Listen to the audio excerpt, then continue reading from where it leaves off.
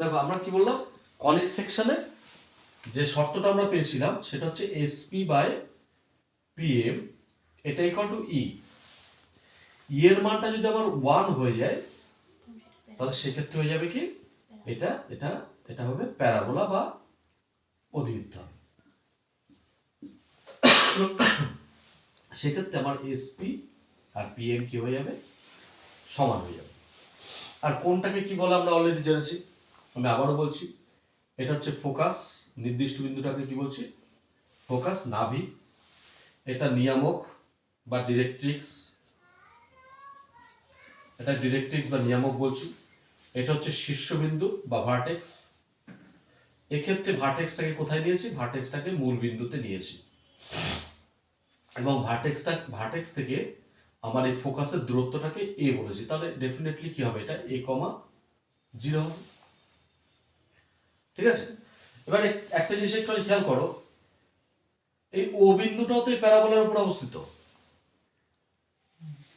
তাহলে ও বিন্দু থেকে এস এর যে দূরত্ব, দ্যাট ইজ এ, ও বিন্দু থেকে এর যে দূরত্ব সেটাও কি হবে, তাহলে এই হবে, কারণ ই এখানে কত, 1, ই এখানে 1। তারপর আমরা এক্সো যে ভ্যালু যেটা লেন্থ হিসাবে, আর ও এস এর যে লেন্থ, সেই দুটো কি আসছে সেম লেন্থ হিসাবে, কিন্তু এটা আলাদা ডিরেকশন। আমি যদি এই সমীকরণটা বার করতে চাই তখন বিষয়টা আলাদা হবে, কিন্তু লেন্থ হিসাবে সেম। এবার আমরা, এবং আমি এটাও বলেছি যে ফোকাস দিয়ে যাচ্ছে অক্ষের উপরে যে লম্ব বা অ্যাক্সিসের উপর যে লম্ব, সেটাকে কি বলছি, নাভি লম্ব বা লেটার সেক্টাম বলেছি, তাই না? এটাকে কি বলেছি, নাভি লম্ব বা লেটার সেক্টাম।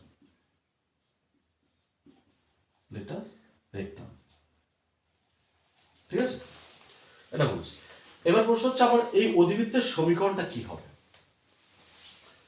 আচ্ছা, এখানে তাহলে পি বিন্দুর সঞ্চয়পথটা হচ্ছে অধিবৃত্তের সমীকরণ। আমি সরাসরি এইচ কে না ধরে এটা এক্স ওয়াই ধরলাম। যদি কোঅর্ডিনেট হিসাবে ভাবি, পি বিন্দুর কোঅর্ডিনেট এক্স ওয়াই এর অর্থ কি, ও বিন্দু থেকে এই বরাবর যখন আসছে এই দূরত্বটা, মানে ও এনটা হচ্ছে আমার এক্স, তাই তো, আর এন পিটা হচ্ছে, এন পিটা কি আমার ওয়াই।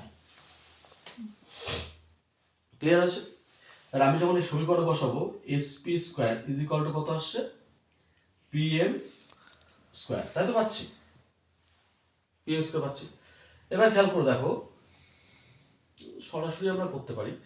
দেখো এস বিন্দুর কোঅর্ডিনেট কত, a, 0, আর এটার কোঅর্ডিনেট কত, এক্স ওয়াই ধরেছি। তাহলে আমরা এস পি স্কোয়ার লিখতে পারবো না, এক্স মাইনাস এ তার হোল স্কোয়ার প্লাস কত আসছে, ওয়াই মাইনাস 0 তার whole square is equal to P M square, তাই তো।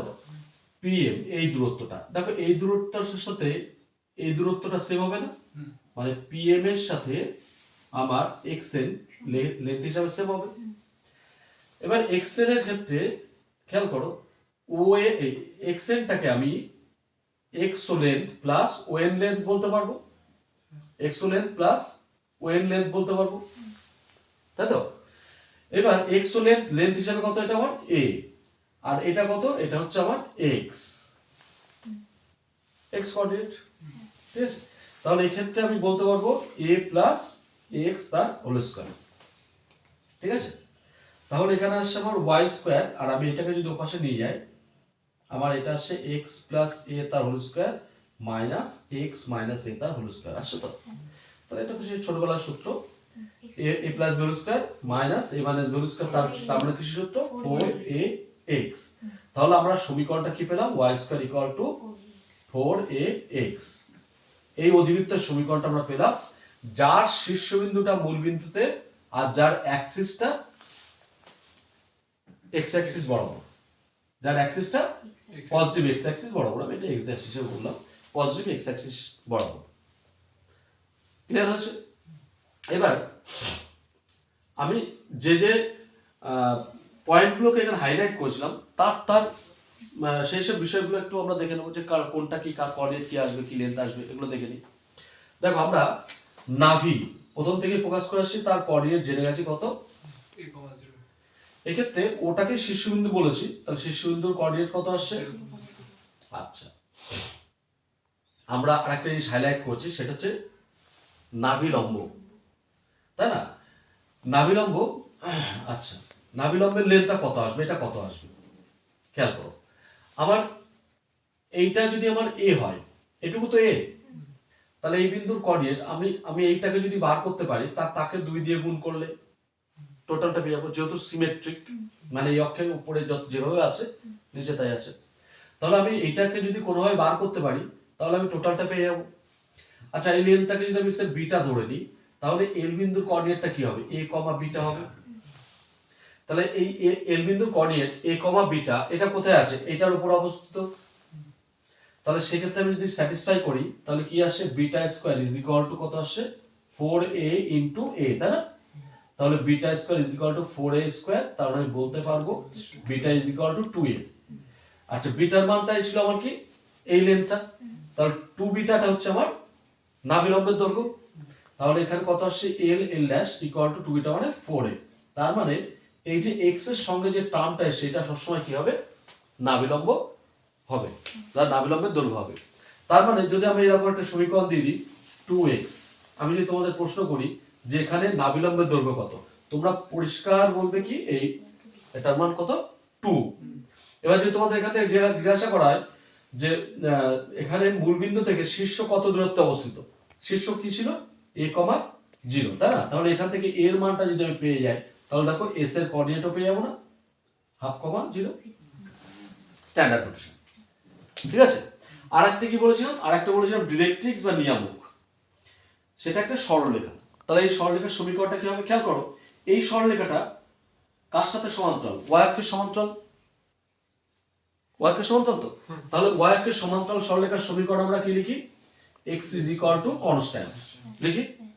এই কনস্ট্যান্টটা বার করার জন্য একটা কন্ডিশন দরকার। খেয়াল করো, এই সরলরেখাটা এই বিন্দু দিয়ে পাস করছে, এই বিন্দুর কোঅর্ডিনেটটা কত, খেয়াল করো, এই লেন্থটা আমার এসেছিল লেন্থ হিসাবে, এটাও এ, কিন্তু কোঅর্ডিনেট হিসাবে কি হচ্ছে, এটা -a,0, যেহেতু এক্স অক্ষের বিপরীত দিকে অবস্থিত। ক্লিয়ার হয়েছে? তাহলে আমি এই বিন্দুটা যদি এই সমীকরণটা দিয়ে পাস করে দিই, সেক্ষেত্রে কে এর মানটা কত আসছে, -a আসছে। সুতরাং সমীকরণটা কি আসছে, x is equal two -a আসছে, তার মানে x plus a equal to কি আসছে, 0 আসছে। তাহলে এক্ষেত্রে আমরা নিয়ামকের সমীকরণটা কি পাচ্ছি, নিয়ামকের সমীকরণটা x plus a is equal two 0, এটা পাচ্ছি আমরা নিয়ামকের সমীকরণ।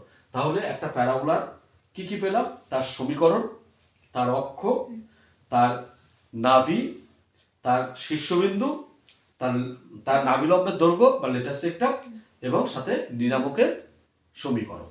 এই কটাই ইম্পর্টেন্ট টা।